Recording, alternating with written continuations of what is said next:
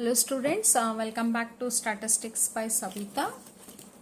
ಎಲ್ಲರೂ ಕಮೆಂಟ್ ಮಾಡ್ತಾನೆ ಇದ್ದೀರಾ ಸ್ಟ್ಯಾಟಿಸ್ಟಿಕಲ್ ಇನ್ಫರೆನ್ಸ್ ಮಾಡಿ ಮೇಡಮ್ ಅಂತ.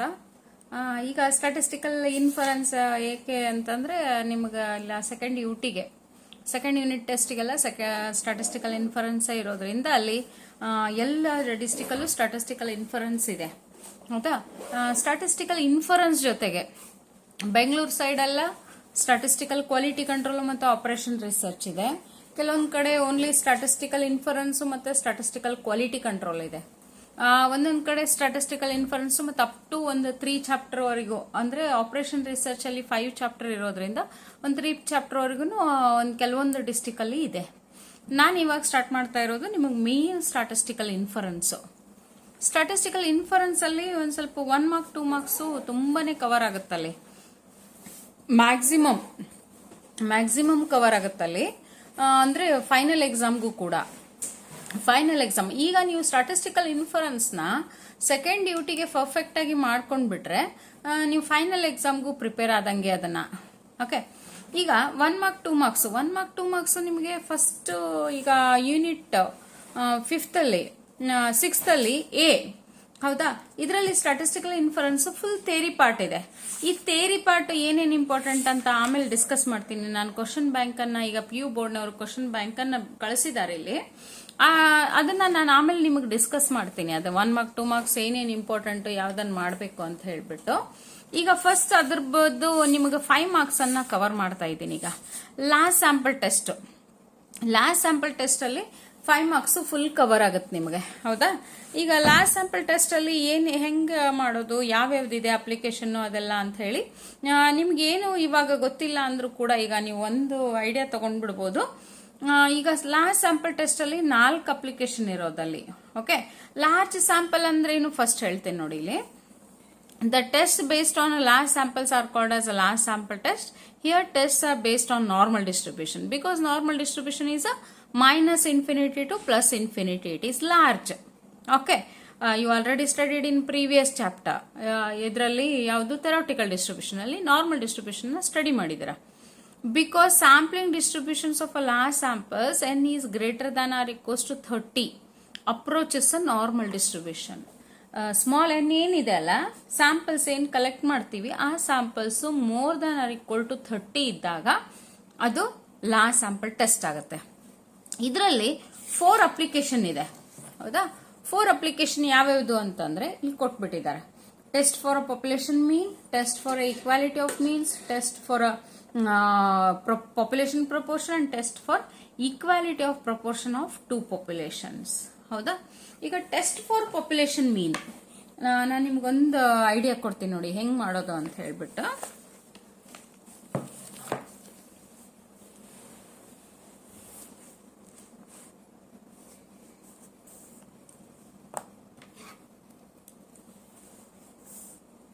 First application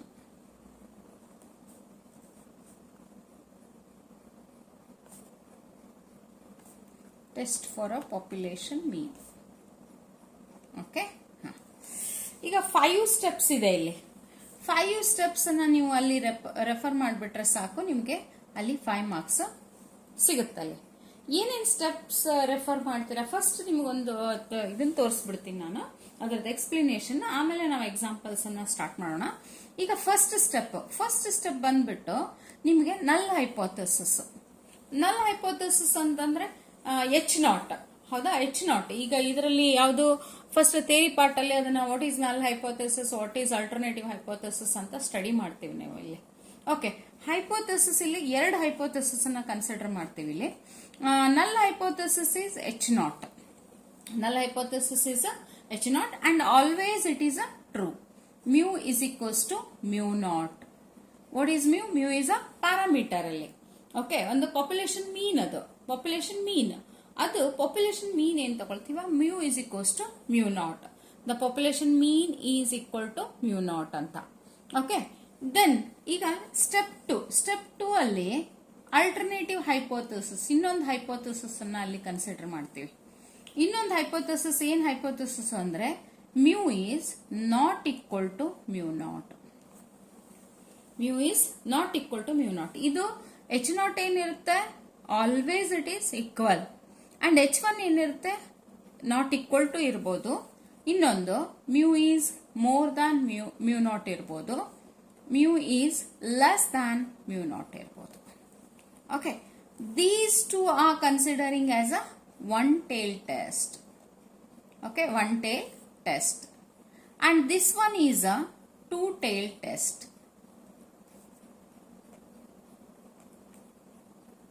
Okay, this one is a mu is not equal to mu not is a two tail test. These two are one tail test. Then the third step, test statistics. ಈಗ start ಮಾಡ್ತೀವಿ ಮಾಡಲಿಕ್ಕೆ. ಅಲ್ಲಿ ನಿಮಗೆ 4 values ಅನ್ನ ಕೊಟ್ಟಿರ್ತಾರಲ್ಲಿ, ಯಾವ್ಯಾವ್ದು ಅಂತ ಹೇಳ್ತೀನಿ ನೋಡಿ. ಇಲ್ಲಿ test statistics Z is equals to x bar minus mu naught divided by sigma by root of n. Standard error of population mean ಇದು, ಸ್ಟ್ಯಾಂಡರ್ಡ್ ಎರರ್ ಆಫ್ ಅಲ್ಲಿ ಮೀನ್ ಇದು. ಮತ್ತೆ ಇದು ಎಕ್ಸ್ ಬಾರ್ ಅಂದ್ರೆ sample mean, mu not is a population mean, sigma is a population standard deviation, n is a sample size.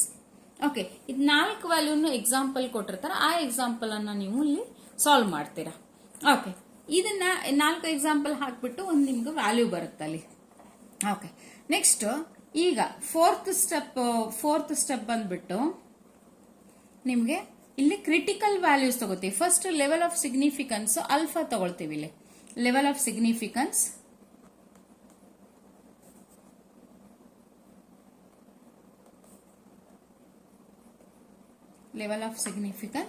alpha is equals to either 5% or it is 1%. Either it is a 5% or it is a 1%. Okay, then the critical values we are considering. How we are considering a critical values? From table.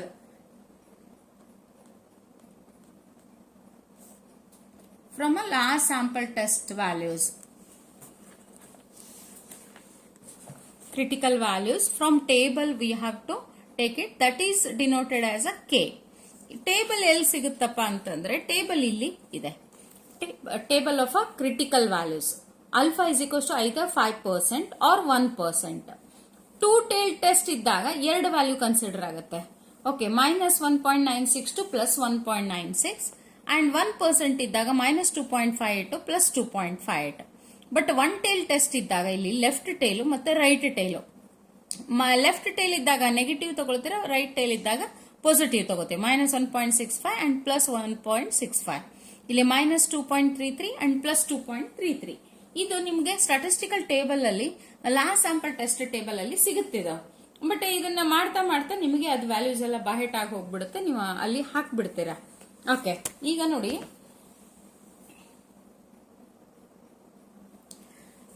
critical values from table. Okay, that is called as a K alpha value. K alpha values. Next, fifth one is a decision making. Decision making ಅಂದಾಗ ಈ values ನಮ್ದು ಬಂದ answer ಅದರಲ್ಲಿ inside limit ಅಲ್ಲಿ ಇದ್ರೆ that is accepted, otherwise it is a rejected. Decision making ಏನಿರುತ್ತೆ ಅಂದ್ರೆ H0, it depends on H0. Under H0 ಅಂತ ತಗೊಳ್ತೀವಿ ಇದನ್ನ ಅಂಡರ್ H0 ಅಂದಾಗ ಅಲ್ಲಿ H0 is a rejected or accepted.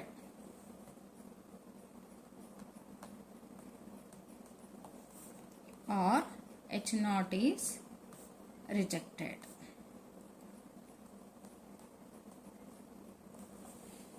H0 is rejected. Okay, this is the main part. Okay, ಈಗ some ಅನ್ನು ನೋಡಿದಾಗ ನಿಮ್ಗೆ ಈಸಿಯಾಗಿ ಇದೆಲ್ಲ ಗೊತ್ತಾಗುತ್ತೆ. ಈಗ ಫಸ್ಟ್ ಏನು ಗೊತ್ತಿಲ್ಲ ಅಂದವ್ರಿಗೆ ಇದೊಂದು ಸ್ವಲ್ಪ ಕನ್ಫ್ಯೂಷನ್ ಆಗುತ್ತೆ. ಅಲ್ಲಿ H1 ಹೆಂಗ್ ತಗೊಳ್ಳೋದು, ಮತ್ತೆ ಟೆಸ್ಟ್ ಸ್ಟಾಟಿಸ್ಟಿಕ್ಸ್ ಅಲ್ಲಿ ಎಕ್ಸ್ ಬಾರ್ ಯಾವುದು, ಮ್ಯೂ ನಾಟ್ ಯಾವುದು, ಕ್ರಿಟಿಕಲ್ ವ್ಯಾಲ್ಯೂಸ್ ಹೆಂಗ್ ಅಪ್ಲೈ ಮಾಡೋದು ಅಂತ ಹೇಳ್ಬಿಟ್ಟು ನಿಮ್ಗೆ ಈಗ ಕ್ವಶನ್ ಬ್ಯಾಂಕ್ ಅಲ್ಲಿ ಇರೋದು ಒಂದು ಸಮ್ ಅನ್ನ ತೋರಿಸ್ತೀನಿ ನೋಡಿ ಇಲ್ಲಿ. Okay, a sample of 100 students is chosen from a large group of students.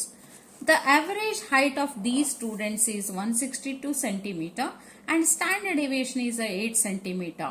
At 5% level of significance, can we reasonably assume that the average height of a large group of students is 160 centimeter? Question mark ಇಲ್ಲಿ ಹೌದಾ. ಈಗ ನೋಡಿ ಏನೇನು ಕೊಟ್ಟಿರ್ತಾರೆ ಅಂತ ನೋಡೋಣ. ಇಲ್ಲಿ ಇದರಲ್ಲೇ ಇದನ್ನ ಹಾಕೊಂಡು ಹೋಗ್ತೀನಿ ನೋಡಿ. ಅ ಸ್ಯಾಂಪಲ್ ಆಫ್ 100 ಸ್ಟೂಡೆಂಟ್ಸ್ ಅಂದಾಗಲ್ಲಿ n is equals to 100. Example, n is equals to 100. Okay. Next, the average height of these students is 162 centimeter. Average height of these 100 students. That's why we are considering as a sample mean, that is a 162 centimeter. And standard deviation is a 8 centimeter. Standard deviation ನೀವು sample standard deviation ಇದ್ದಾಗ 8 ತಗೊಳ್ತೀರಾ, S ತಗೊಳ್ತೀರಾ. Population standard deviation ಇದ್ದಾಗ sigma ತಗೊಳ್ತೀರಾ. Not a problem. Sigma ತಗೋಬಹುದು, ಇಲ್ಲ ಇದನ್ನ ತಗೋಬಹುದು. ಬಟ್ ಇಲ್ಲಿ ಸಿಗ್ಮಾನೇ ಹಾಕೊಂಡ್ಬಿಡ್ತೀನಿ, ನಿಮ್ಗೆ ಕನ್ಫ್ಯೂಷನ್ ಬೇಡ. 8 centimeter and 5%. Alpha is equals to 5%.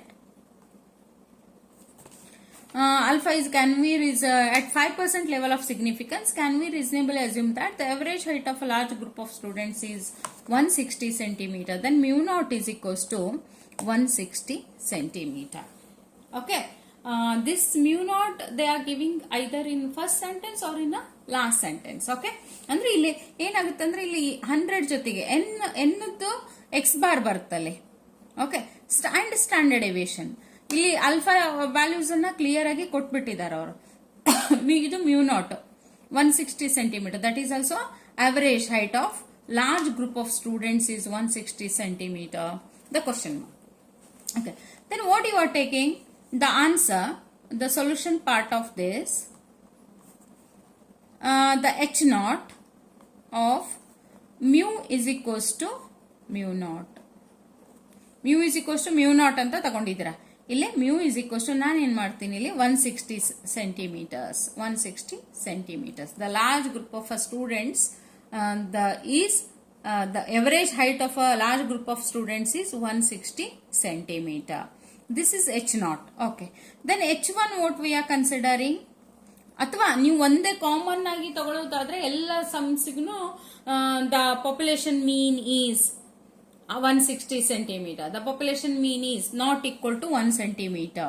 Mu is not equal to 160 centimeter ಅಂತ ಹಾಕೊಳ್ತೀರಾ. Okay. The average height of a students is not equal to 160 centimeter. Okay. Then h naught is over h1. It carries a 1 mark here. Then here you have to take it as a next is a this is first one. This is second one, but third one is under h naught, the test statistics. Z is equals to, what is x bar? X bar is 162. Formula ಬರ್ಕೊಂಡು ಬಿಡ್ರಿ ಇಲ್ಲಿ. X bar minus mu naught divided by root of sigma by root of n. That is equals to Z. Okay. Because formula carries a 1 mark and answer carries a 1 mark. That is a 160 divided by sigma. What is sigma? That is 8 divided by root of 100. Okay, then 2 divided by 8 divided by root of 100 is a 10. Okay, then 2 divided by 0.8. Then 2 divided by 0.8 you have to take it. That's equals to 2.5 is the answer. Okay. Then after getting this one, you have to take it as a, this carries a 2 marks and h naught and h1 carries a 1 mark there. Then the fourth one is alpha is equals to 5%. Then it is a two-tail test because it is not equal to, h1 is two-tail test. K alpha value is, then the K alpha value 5%, two-tail test 1.962 plus 1.96 minus 1.962 plus 1.96. Okay, what is our answer? Our answer is 2.5. Then you have to see it in the normal curve, that is minus 1.96 to plus 1.96. Okay, what is our answer? This is a acceptance reason. This is a RR, rejection reason. These two are. Then what is our answer? 2.5. 2.5 is outside. Okay, 2.5 is outside, not it is in the inside. So, Z calculated value 2.5 is outside the limit. Outside. So, H0 is accepted. Outside. So, fifth step is H0 is rejected.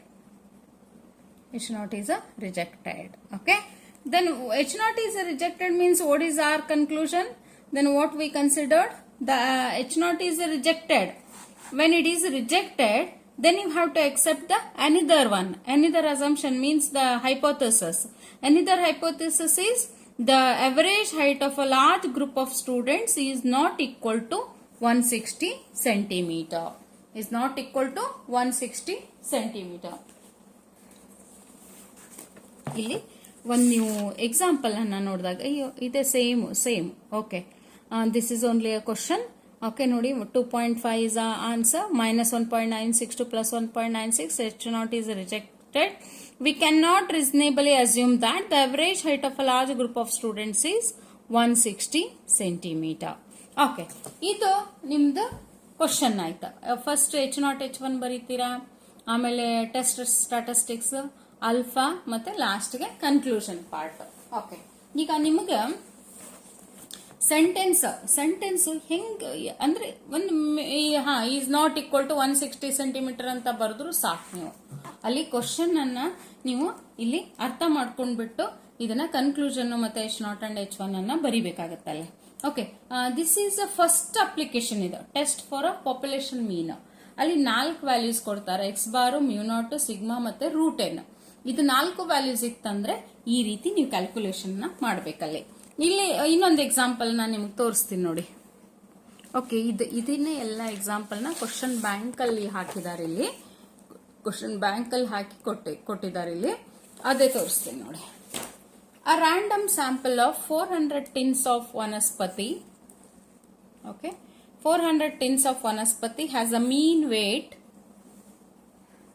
4.96 kg and a standard deviation is a 0.4 kg. Test at 1% level of significance that the average weight of a tins of vanaspati is 5 kg.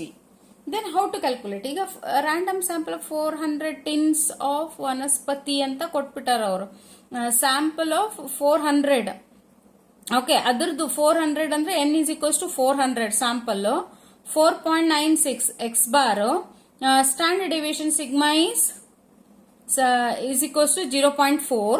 Okay, ಇಲ್ಲಿ ನೋಡಿಲಿ sample standard deviation ಮತ್ತೆ S ತಗೊಂಡಾರೆ. ನೀವು confusion ಆಗಬೇಡಿ. S ಅಂದ್ರೆ sample standard deviation, population standard deviation sigma. Okay, ಇಲ್ಲಿ ಹಿಂಗಾಗಿ S ಅಂತ consider ಮಾಡಿದ್ದಾರೆ, ಯಾಕಂದ್ರೆ ಇಲ್ಲಿ ಅವರು ಸ್ಯಾಂಪಲ್ ಸ್ಟ್ಯಾಂಡರ್ಡ್ ಡಿವಿಯೇಷನ್ ಅನ್ನ ಕೊಟ್ಟಿದ್ದಾರೆ. Okay, test at 1% level of significance that the average tins weight of a tins of vanaspati is 5 kg. Okay, then what we have to take? It's a first one is mu is equals to 5 kg and H1 is mu is not equal to 5 kg because mu0 is equals to 5 kg. X bar is 4.96 and n is equals to 400 and s is a 0.4. Alpha what is given? That is a 1% level of significance. Okay, then it is a two-tailed test. Then the test statistic z is equals to x bar minus mu divided by s by root of n. Then 4.96 after calculating this one we are getting as a -2 is the answer. -2 where it comes, it is a 1% level of significance and two-tailed test. 1% means that is a minus 2.58 to plus 2.58. Minus 2.58 to plus 2.58. Then our answer is -2. That is -2 is inside of this. So it is the H0 is accepted. The Z calculated value lies in acceptance region AR ಇಲ್ಲಿ ಬರುತ್ತೆ. Then H0 is accepted. What is the conclusion? The average weight of a tins of vanaspati is 5 kg. Okay. Then the third one. Okay. Question bank ಅಂತ ಇಲ್ಲಿ PU board ಏನ್ prepare ಮಾಡಿ ಕಳಿಸಿದಾರಲ್ಲ ನಮ್ಮ statistic forum ಅಲ್ಲಿ, ಅದು ತುಂಬಾನೇ help ಆಗುತ್ತೆ. ಇದು ಮತ್ತೆ ಎಕ್ಸಾಂಪಲ್ಸ್ ಕೊಟ್ಟಿದ್ದಾರೆ, ಇಲ್ಲಿ ಎಕ್ಸರ್ಸೈಸ್ ಕೂಡ ಕೊಟ್ಟಿದ್ದಾರೆ. ಇದನ್ನೆಲ್ಲ ನೀವು ಮಾಡ್ಕೊಂಡ್ ಬಿಟ್ರೆ ಈಸಿ ಆಗ್ಬಿಡುತ್ತೆ. ಇವಿಷ್ಟು ಸಮ್ಸ್ ಅನ್ನು ಕೂಡ ಮಾಡ್ಬಿಟ್ರೆ ನಿಮ್ಗೆ ಸ್ಟಾಟಿಸ್ಟಿಕಲ್ ಇನ್ಫರೆನ್ಸ್ ಪರ್ಫೆಕ್ಟ್ ಇದ್ದಂಗೆ ನೀವು. ಓಕೆ, ಈಗ ಥರ್ಡ್ ಒನ್ ತೋರಿಸ್ತೀನಿ. ಇದರಲ್ಲಿ ಏನು ನಿಮ್ ಕ್ಯಾಲ್ಕುಲೇಷನ್ ತಿಳಿದಿಲ್ಲ ಅಥವಾ ಏನ್ ಗೊತ್ತಾಗಿಲ್ಲ ಅನ್ನೋದನ್ನ ನನಗೆ ಕಮೆಂಟ್ ಮಾಡಿ ನೀವು ತಿಳಿಸಿ. ಓಕೆ ಸ್ಟೂಡೆಂಟ್ಸ್, ಥರ್ಡ್ ಒನ್ ಈಗ ಲೆಸ್ ದನ್ ಮೋರ್ ದನ್ ಹೇಳ್ತೀನಿ ಒಂದು. It is required to test whether those who practise yoga have a average blood sugar less than 120 mg okay per dl. The sample consisting of a 36 persons who practice yoga is observed. If their mean sugar is 118.5 mg and the variance is 9, variance is 9 ಅಂದ್ರೆ variance ಕೊಟ್ಟಿಲ್ಲ, standard division ಕೊಟ್ಟಿಲ್ಲ. Variance ಅಂತಂದ್ರೆ sigma square ಅಥವಾ S square. Okay, at 1% level of significance, what would you conclude? Then given n is equals to 36. ಹೌದಾ, 36 ಇದೆನಾ ಇಲ್ಲಿ? 36 sample consisting of 36 persons. Then X bar ಇದು 36% X bar 118.5. S square is 9. Okay, S square is a 9, or you have to take a square root of this. S is equals to 3 you are getting. Then mu is equals to 120. That is ನಾ ಹೇಳಿದೆ ನಿಮಗೆ first starting ಇರುತ್ತೆ, ಇಲ್ಲ last sentence ಅಲ್ಲಿ mu not ಇರುತ್ತೆ. ಯಾಕಂದ್ರೆ ಅದು population ಮೀನ್, ಅದು ಕ್ವಶನ್ ನಮಗೆ ಅಲ್ಲಿ ಪಾಪ್ಯುಲೇಷನ್ ಮೀನ್ ಕರೆಕ್ಟ್ ಇದೆನಾ ಅಂತ ಸ್ಯಾಂಪಲ್ ಮೀನ್ ಕೊಟ್ಬಿಟ್ಟು. Okay, then alpha is equals to 1%. Then what is H0? Mu is equals to 120. Then what is H1? The mu is less than 120. Why mu is less than 120? It is clearly given in the question. Average blood sugar is less than 120 mg.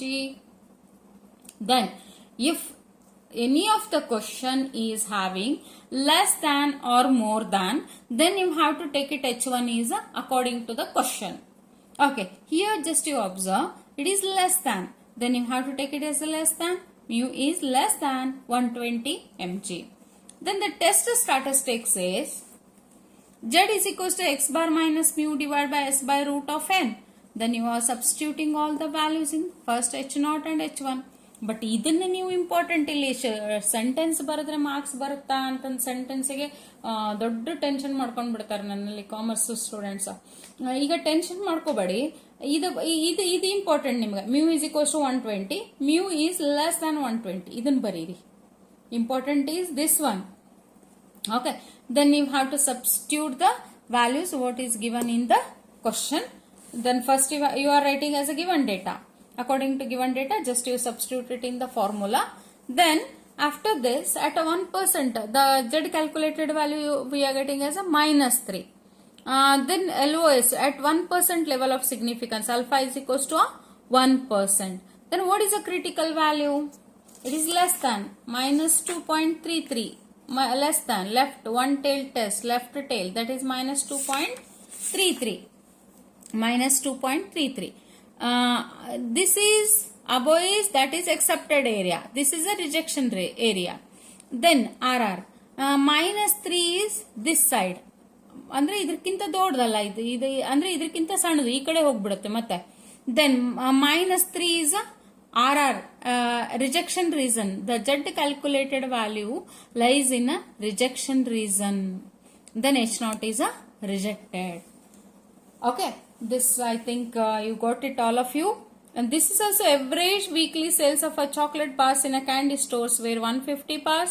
After advertising campaign, the average weekly sales in 64 stores for a typical week increased to 153 bars and a standard deviation is a 10 bars. Is the advertisement campaign successful? Okay, this question just you observe all of you. ಇಲ್ಲಿ ಈ question ಅಲ್ಲಿ 4 ಅಂತೂ N X bar mu naught ಮತ್ತೆ S ಕೊಟ್ಟಿದ್ದಾರೆ, alpha ಕೊಟ್ಟಿದ್ದಾರೆ. But is the advertisement campaign successful ಅಂತ ಕೇಳಿದ್ದಾರೆ. ಅದಕ್ಕಲ್ಲಿ ಏನ್ ಮಾಡಿದಾರೆ ಅವರು, ಮೋರ್ ದ್ಯಾನ್ ತಗೊಂಡಾರ. ಅಂದ್ರೆ mu is more than 150. Advertisement ಆದ್ಮೇಲೆ ಸಕ್ಸಸ್ ಆಯ್ತಾ ಅಂತ ಅನ್ನೋದಕ್ಕೆ ಅಲ್ಲಿ more than equal to 150. First you have to take all the H0, all the problems H0 is true. Null hypothesis is true. And the alternative hypothesis, according to the question, you have to take it. If it is a less than, more than, or not equal to, you have to take it. Then you are substituting and you are calculating. Okay. Okay, students. This population mean, I think it's a very much clear. The next video I will upload for the second application. Okay. If you are having any questions regarding this, ಏನ question ಇದ್ರೂ ಕೂಡ ನೀವು comment ಮಾಡಿ. ಅಂದ್ರೆ ನನಗೇನಾಗುತ್ತೆ, ಇನ್ನೊಂದು ಸ್ವಲ್ಪ ಅದನ್ನ ಯಾವ್ದನ್ನ ಸ್ಟ್ರೆಸ್ ಮಾಡಿ ತಗೊಳ್ಬೇಕು ಅಂತ ಅನ್ನೋದನ್ನ ನಾನು ಕಾನ್ಸಂಟ್ರೇಟ್ ಮಾಡ್ತೀನಿ ವಿಡಿಯೋದಲ್ಲಿ. ಓಕೆ ಸ್ಟೂಡೆಂಟ್ಸ್, ಓಕೆ ಲೈಕ್ ಮಾಡಿ, ನಿಮ್ದು ಎಕ್ಸಾಮ್ಸ್ಗೆ ಏನೇನು ಬೇಕು ಅಂತ ನನಗೊಂದು ಕಮೆಂಟ್ ಮಾಡಿ ತಿಳಿಸಿ. ಯಾವುದು ಬರಲ್ಲ, ಯಾವ್ದು ಕನ್ಫ್ಯೂಷನ್ ಇದೆ ಅಂತ ಅದನ್ನ ನಾನು ಇಲ್ಲಿ ಡಿಸ್ಕಸ್ ಮಾಡ್ತೀನಿ ನಿಮ್ಗೆ ವಿಡಿಯೋದಲ್ಲಿ. ಇನ್ನು ಡೈಲಿ ನಾನು ಇನ್ನು ಸೆಕೆಂಡ್ ಯೂಟ್ಯೂಬ್ ಬರೋವರೆಗೂ ನಾನು ವಿಡಿಯೋಸನ್ನು ಅಪ್ಲೋಡ್ ಮಾಡ್ತಾ ಇರ್ತೀನಿ. ವಿಡಿಯೋಸನ್ನು ಗೋ ಥ್ರೂ ಮಾಡಿ, ಔಟ್ ಆಫ್ ಔಟನ್ನು ಸ್ಕೋರ್ ಮಾಡಿ ಇಲ್ಲಿ. Okay students, thank you.